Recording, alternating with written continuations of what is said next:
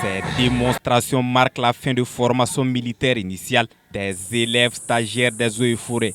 Durant 2 mois de formation, ils ont été initiés au maniement des armes, à l'acquisition d'un esprit militaire et à l'amélioration des aptitudes physiques. 945 au total, ils reçoivent ici leurs attestations de fin de formation. Une formation assurée par le GIFA, le groupement d'instruction des forces armées.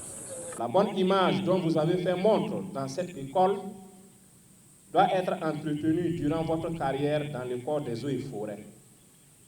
Ne vous laissez pas vaincre par le doute, la fatigue et la peur lorsque vous serez confronté à l'adversité. L'honneur doit être votre repère, le courage votre boussole, la rage de vaincre votre soif.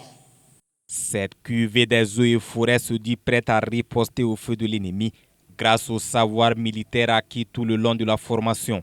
Cette période est marquée par des manœuvres militaires, à savoir la résistance au sommeil, le footing quotidien, les pompings, les rampings, les grimpées de côtes et les maniements d'armes de jour comme de nuit. Comme le dit les Saintes Écritures, je cite, « Apprends à l'enfant le chemin qu'il doit suivre.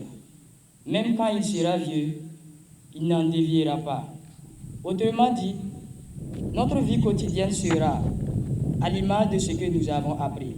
Ils se sont ainsi familiarisés au maniement des armes collectives légères, aux mesures à prendre dans une zone où se trouvent dissimulés des engins explosifs improvisés, au secourisme au combat ainsi qu'à l'instruction sur les tirs au combat, pour ne citer que cela.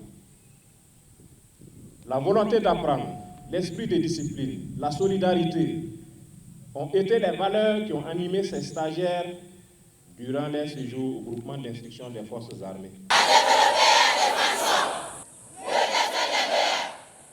Cette deuxième vague des élèves assistants des eaux et forêts est arrivée au GIFA le 24 janvier 2024.